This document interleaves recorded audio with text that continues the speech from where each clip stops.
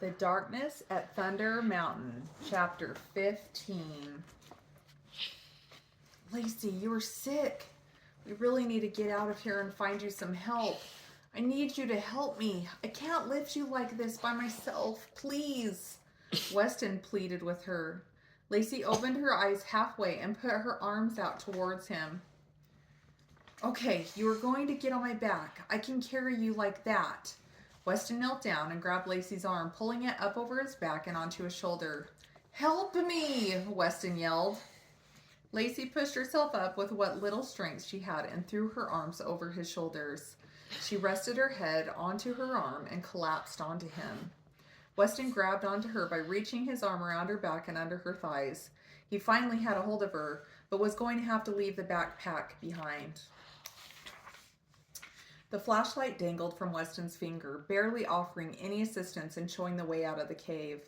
Crouching through the cave with Lacie on his back was the hardest thing Weston had ever done. He counted his steps in sets of 5, giving himself something to focus on as he made his way out of the cave. As he began to exit the cave, he felt his knees starting to buckle beneath him. He hoisted Lacie up and stood upright, relieving the throbbing pain in his back. When Weston didn't feel like he could go any further, he reached into the deepest parts of his soul, reflecting on his mom's face as she'd tell him goodnight and make up funny songs and helping his dad work on the house by pulling wire through the crawl space for the new wiring. Weston thought about his friends that stood up for him at school and loved to spend time with him, laughing and building things.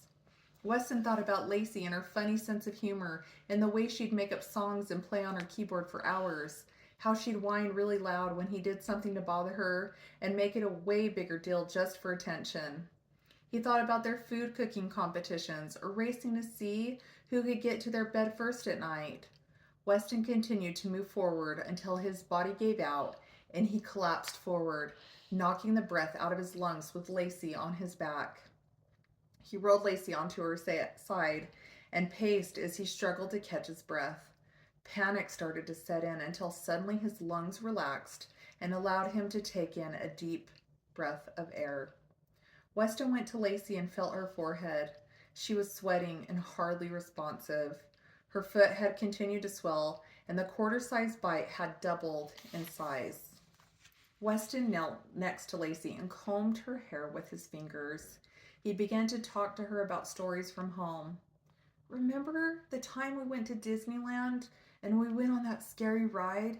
You covered your eyes the whole time and said you'd never go on it again. Me and Dad tried to get you to go again, but you wouldn't. I wonder how many times we went on that big white roller coaster. I think it was called California Screamin'. We kept running to the single rider line and getting on the roller coaster right away. We must have gone on it at least 10 times. But my favorite ride was the log ride when we got all wet. You've got to get better, Lacie, so we can go to Disneyland again. Weston began to cry. He didn't really know if they'd ever go to Disneyland again. He didn't even know if he'd see his mom and dad again. At this point, he didn't know if he'd ever see the sun again. Weston's heart was sinking, and he was in despair. What you crying for, boy?